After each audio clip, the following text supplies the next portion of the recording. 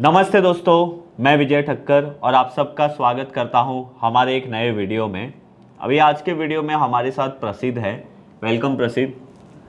And आज हम लोग डिस्कस करने वाले हैं एक बहुत ही ऐसे टॉपिक के बारे में जो हमेशा फंडामेंटल जो फॉलो करते हैं ना, उनके लिए ये थोड़ा सा ऐसा टॉपिक है कि ये सच भी है या झूठ है, या इसको फॉलो भी करना चाहिए या नहीं फॉलो करना चाहिए। बट आज हम लोग ऐसे नहीं बात करेंगे कि एक टेक्निकल गाय एक फंडामेंटल गाय को आर्ग्यूमेंट कर रहा है, वैसे नहीं करेंगे। बट हम समझने की कोशिश करेंगे कि ये होता क्यों और इसके पीछे के रीज़न क्या है।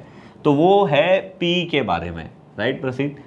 सो बेसिकली जनरली जब भी हम फंडामेंटल्स के बारे में पढ़ते हैं तो हमें ये बताया जाता है कि भाई अगर कोई स्टॉक बहुत ज़्यादा हाई पीई है, जो उसका एवरेज पीई होना चाहिए, एक तो होता है उसका इंडेक्स का या सेक्टर का पीई होता है, कॉमन पी, और दूसरा होता है कि एक स्टॉक का एक मीडियम पी होता है। तो अगर कोई स्टॉक बहुत ज़्यादा हाई पी है तो जनरली ऐसा फंडामेंटल्स में बोला जाता है कि भाई ये स्टॉक को नहीं लेना चाहिए क्योंकि ये बहुत ज़्यादा महंगा है। करेक्ट। बट मेरा पर्सनल ऑब्जर्वेशन ये है, इवन तुम्हारा भी ये होगा, आई कैन से, कि जितने भी मल्टी बैगर स्टॉक होते हैं वो जनरली हाई पी होते हैं। तो प्रसिद्ध, आज हम लोग यहाँ पे कोई भी ये बात नहीं करने के लिए बैठे कि या ये राइट है या वो रॉन्ग है। हम लोग ये समझने की कोशिश कर रहे हैं कि इन फ्यूचर कभी हम लोगों को कोई ऐसा हाई पी स्टॉक दिखे और शायद उसमें अपॉर्चुनिटी हो, तो वो अपॉर्चुनिटी को कैसे समझना है और उसको कैसे इंटरप्रेट करना है, और ये हाई पी स्टॉक लेना सच में समझदारी है या उसमें कुछ रिस्क भी होता है। ओके। तो सर पी के बारे में बात करेंगे। पी तो होता है price to earnings ratio. Correct. Price per share divided by earnings per share. तो कंपनी जितना प्रॉफिट करती है उसको divide by total number of shares करेंगे तो ईपीएस मिल जाएगा। तो this is basically a P ratio. Okay. अब पी रेशियो, हर स्टॉक का पी रेशियो होता है। फॉर एग्जांपल आपको एकदम सिंपलेस्ट वे में एक बताता हूँ कि लेट्स से आपने हाईवे पे कोई एक ये ढाबा ओपन किया आपने। ढाबा आपका प्रॉफिट करता है साल का 10 करोड़ रुपया। फॉर एग्जांपल हम कुछ भी अभी नंबर लेके चल रहे हैं, 10 करोड़ रुपया, 10 करोड़ नेट प्रॉफिट है उसका। और आप उसको बोल रहे हो कि यार मैं तेरे ढाबे का वैल्यूएशन कर दूंगा 100 करोड़ रुपया। मतलब मैं तेरे को 100 करोड़ रुपया देने के लिए रेडी हूँ। तो उसका अर्निंग्स तो है 10 करोड़, पर हम उसको वैल्यूएशन दे रहे 100 करोड़ का। तो उसका पी रेशियो बन गया 10 का। राइट। अब लेट्स से ये अभी 10 का पी रेशियो है।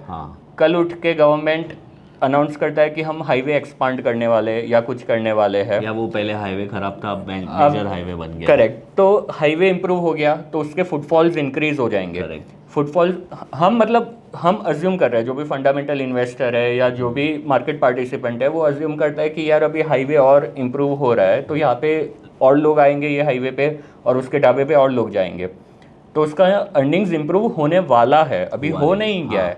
तो 10 करोड़ का उसका नेट प्रॉफिट था। लोग अज्यूम करते हैं कि यार इसका तो अभी 1-1.5 साल में ही डबल कमाने लगेगा, इसका टर्नओवर हो जाएगा ज़्यादा और प्रॉफिट हो जाएगा 20 करोड़। तो अभी तक उसका धंधा बढ़ा नहीं है, अर्निंग्स बढ़ी नहीं है, बट उसका पीई हो गया लेट से 20 करोड़ लोग मान रहे अर्निंग्स, तो वैल्यूएशन दे दिया 200 करोड़ का। तो उसका पीई रेशियो हो गया 20 का। भले ही उसका अभी तक अर्निंग्स नहीं आया है। तो ये जो कॉन्सेप्ट है उसको बोलते हैं पी री रेटिंग। कि उसको पी को मतलब ढाबा जो था उसको अच्छा वैल्यूएशन दे रहे। यही आप चीज़ आप कोई बिजनेस को लगा सकते हो या कैसे भी कर सकते हो। अच्छा, इसमें डाउन साइड भी री रेटिंग हो सकता था। वो डाउन साइड जो होता है उसको डी रेटिंग बोलते हैं। वहाँ पे हाईवे निकलने की जगह पे नहीं निकला। हाँ, वहाँ पे या तो कुछ और रूल्स चेंज हो गए या हाईवे नहीं निकला या कुछ भी हुआ तो उसका धंधा इम्पैक्ट होगा, तो वो डी रेटिंग हो जाएगा। तो कोई भी जब भी हम स्टॉक मार्केट की टर्म्स में बात करें तो कोई भी स्टॉक जब बढ़ने वाला होता है या जब ऑलरेडी बहुत बढ़ रहा होता है तो उसमें ग्रोथ एंटिसिपेशन होता है। जो मार्केट पार्टिसिपेंट्स है, जो लोग हैं जो मार्केट में ट्रेड करते हैं, इन्वेस्ट करते हैं, दे एंटिसिपेट कि इसमें अर्निंग्स बहुत बढ़ने वाला है। तो अर्निंग्स बढ़ने वाला है, अर्निंग्स बढ़ता रहेगा कंटिन्यूसली, तो उसका पी रेशियो और बढ़ता जाएगा। तो this is a way why P ratio rises. अच्छा, मतलब जिसने ऐसा सोचा था कि आगे जाके इसका 20 करोड़ का नेट प्रॉफिट होने वाला है तो अभी हम इसको 200 करोड़ की वैल्यूएशन देते हैं। करेक्ट। तो उस हिसाब से उसका 20 का पी बन गया था। और फिर उसका 20 करोड़ का प्रॉफिट आया भी। तो लोग ये सोचने लगे कि 20 करोड़ का आ गया तो अभी 30 का आएगा। करेक्ट। तो इसलिए ऐसा पोटेंशियल उसका इंक्रीज होते जा रहा है, ग्रोथ पोटेंशियल है। और फिर पता चला उसने ये अनाउंस किया एक दिन कि भाई मैं यहाँ पे ढाबा था, अभी मैं वहाँ पे भी ढाबा खोल रहा हूँ, एक्सपांड कर दिया उसने बिजनेस, तो फिर और भी बढ़ेगा, 40 करोड़ हो जाएगा। करेक्ट। तो यही ग्रोथ एंटिसिपेशन पे पी रेशियो बढ़ता है। पी रेशियो मतलब अर्निंग्स अभी तक भले ही नहीं बढ़ा है, बट प्राइस बढ़ने लगता है इन दी एंटिसिपेशन कि ये पी री रेट हो जाएगा। ओके, तो दिस इज कॉल्ड पी री रेटिंग। वो री रेट होता है या डी रेट होता है जब उसका कभी नेगेटिव अनाउंसमेंट होगा तो वो पी गिरने लगेगा, लोग अज्यूम करेंगे कि अभी इसका धंधा थोड़ा कम चलेगा। हाँ, तो this is why P ratios rises. Right, अभी एक स्टॉक का मैं एग्जांपल लेके आपको बताता हूँ ठीक है। कि अपार इंडस्ट्रीज जो है, हाँ, जो 2020-21 से एकदम अच्छे से चलते आ रहा है, ओके, करेक्ट। हाँ, अभी इसका बिजनेस समझोगे वो अलग बात हो गया, आप क्वार्टरली नंबर्स देखोगे उसमें कितना ग्रोथ आ रहा है, ईयरली नंबर्स देखोगे कि आप 2019 तक उसका नंबर देखो, 5,000, 7,000, 8,000 करोड़ का उसका टर्नओवर था, सेल्स था। करेक्ट। यहाँ पे मार्च 2021 तो ठीक है, कोविड पीरियड था, फिर भी ऑन एन एवरेज उसका 8 से 9 करोड़ का आप मान सकते हो कि 8-9 करोड़ उसका एवरेज रेवेन्यू था। करेक्ट। मार्च 23 में सीधा वो ऑलमोस्ट डबल 70-80% इंक्रीज हो गया, 14,500 करोड़ हो गया, फिर 16,000 करोड़ हो गया, 19,000 हो गया, और अभी मार्च 26 में तो ऑलमोस्ट 23,000 करोड़ हो गया है। And in the same way जो नेट प्रॉफिट था उसका, वो 176 से लेके 250 हो गया, 640 हो गया, तो एक्सपोनेंशियली यहाँ पे भी नेट प्रॉफिट में भी ग्रोथ हुआ था। राइट। तो बिजनेस में ग्रोथ बहुत हुआ था, जिसकी वजह से लोग एंटिसिपेट करते हैं कि इसको यार और अच्छा वैल्यूएशन मिलना चाहिए, और ज़्यादा वैल्यूएशन मिलना चाहिए, और ज़्यादा करते करते वो वैल्यूएशन बहुत ज़्यादा बढ़ जाता है।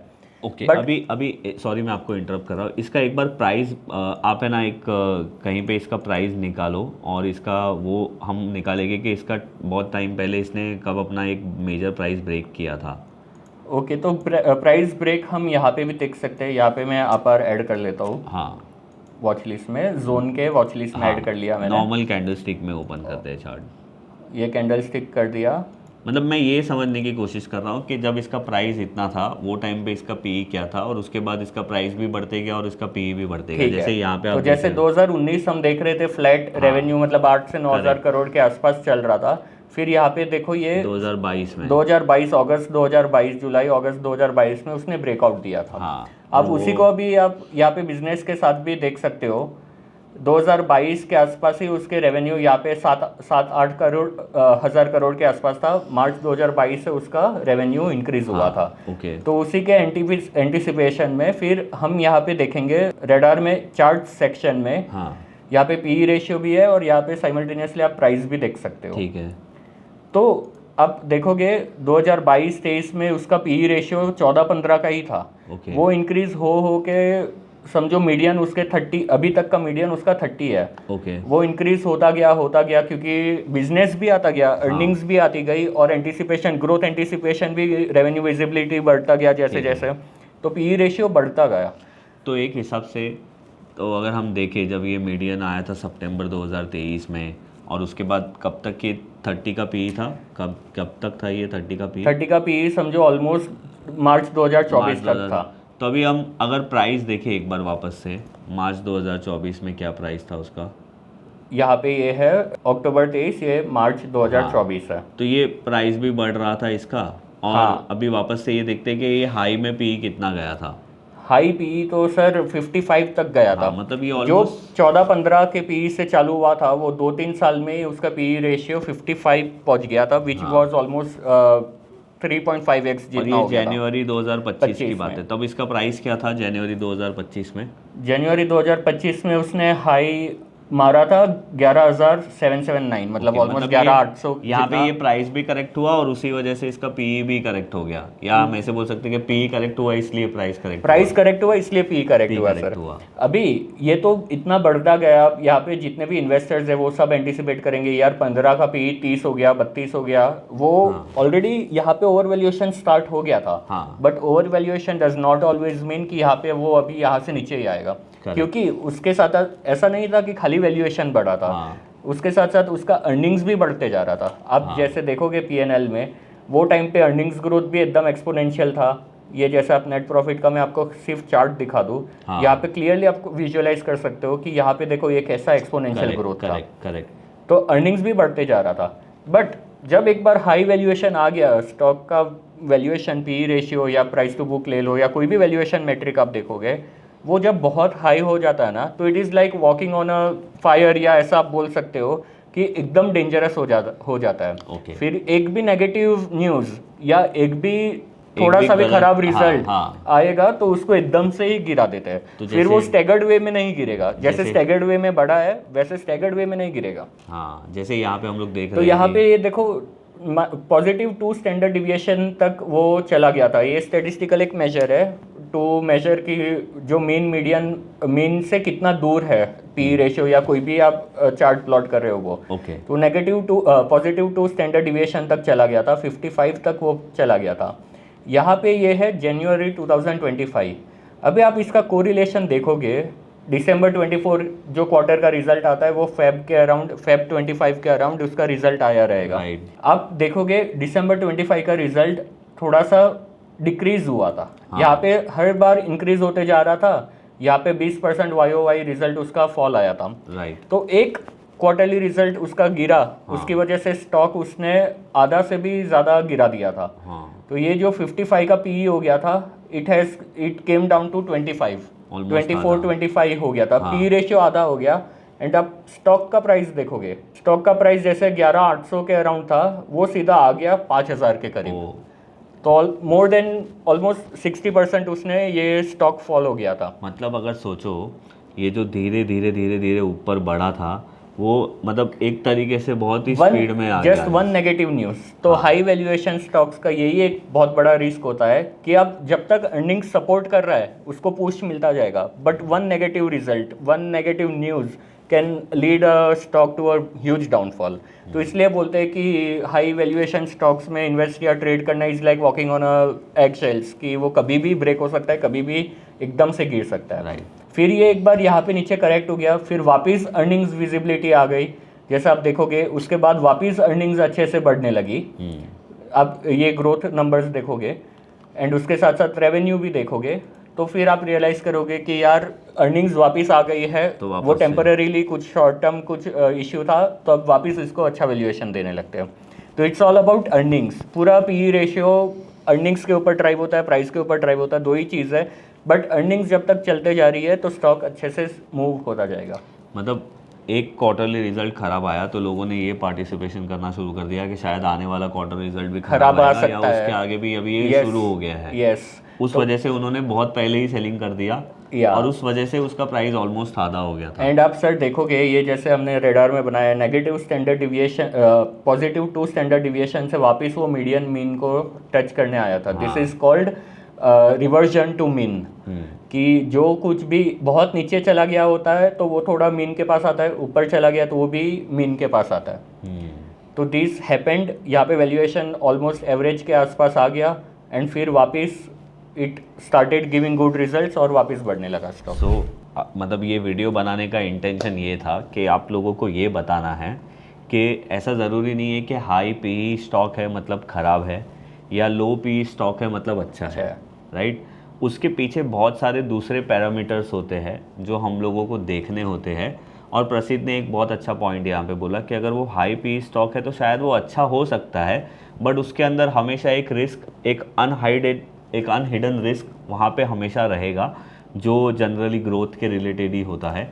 और ऐसा हम लोग ने बहुत सारे स्टॉक में देखा है।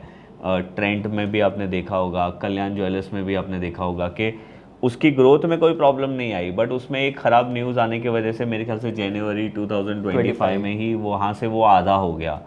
तो ये भी चीज़ है कि ग्रोथ तो इंटैक्ट थी, बट सिर्फ एक ख़राब न्यूज़ आने की वजह से इन्वेस्टर्स को उस पर ट्रस्ट नहीं हुआ और इन्वेस्टर वहाँ से निकल गए।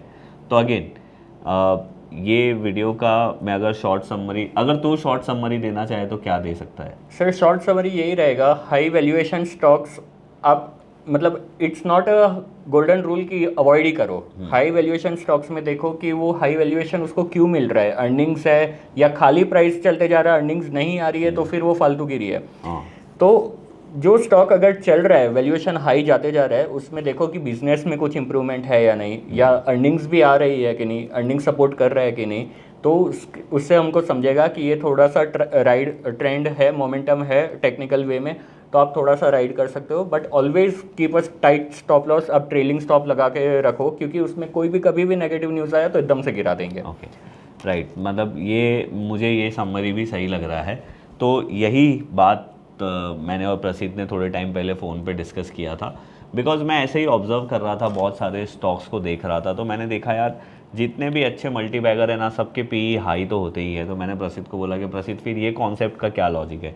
तो प्रसिद्ध ने वही बोला कि ना वो राइट है ना वो रॉन्ग है, बट इन अ वे वो राइट भी है और इन अ वे वो रॉन्ग भी है। तो अभी ये डिसीजन हम आपके ऊपर छोड़ते हैं कि आपको क्या लगता है कि हाई पी स्टॉक सस्ते होते हैं, और ऐसा भी हो सकता है कि लो पी स्टॉक महंगे भी हो सकते हैं, राइट। आप आपका एक्सपीरियंस हमारे साथ शेयर करो। हमने यहाँ पे सिर्फ एक एग्जांपल लेके आप लोगों के साथ शेयर किया। अगर आपको ऐसा लगता है कि आपने भी ऐसे बहुत सारे दूसरे स्टॉक देखे हैं, तो आप उसका नाम नीचे ले सकते हो और बता सकते हो कि उसमें क्या क्या कभी क्या हुआ, क्या कैसे गया। तो देखो बेसिकली ये वीडियो बनाने का और एक इंटेंशन क्या है ना, कि कभी किसी और दूसरे स्टॉक में अगर पी हाई होता है और हमको दिखता है कि नहीं ये स्टॉक चल सकता है, बट सिर्फ पी हाई होने की वजह से हम अगर ऐसा सोचते हैं कि नहीं इसे नहीं लेना चाहिए, तो उसके पीछे हमें और दूसरा क्या सोचना चाहिए। एक तो वो पॉइंट है, और दूसरा पॉइंट यहाँ पे ये है कि अगर आप हाई पी स्टॉक खरीद रहे हो तो ऑब्वियसली आप वॉकिंग ऑन द फायर कर रहे हो। तो आप हमेशा, जो प्रसिद्ध ने बोला वो बहुत राइट है, कि टाइट स्टॉप लॉस या ट्रेलिंग स्टॉप लॉस आपका होना चाहिए, जिससे अगर कुछ भी चेंज होता है आपके थीम में तो आप इजीली फास्ट एग्जिट कर सको। तो बस प्रसिद्ध, थैंक यू इसके लिए, एंड थैंक यू आप लोगों को भी वीडियो देखने के लिए। अगर ये वीडियो अच्छा लगा है तो वीडियो को लाइक करो। अगर आपको लगता है कि इसमें कुछ अच्छी चीज़ हमने बातें शेयर की है तो आप अपने फ्रेंड्स के साथ शेयर कर सकते हो, और ऐसे ही हम मिलेंगे नेक्स्ट वीडियो में। थैंक यू प्रसिद्ध। Thank you. Thank you.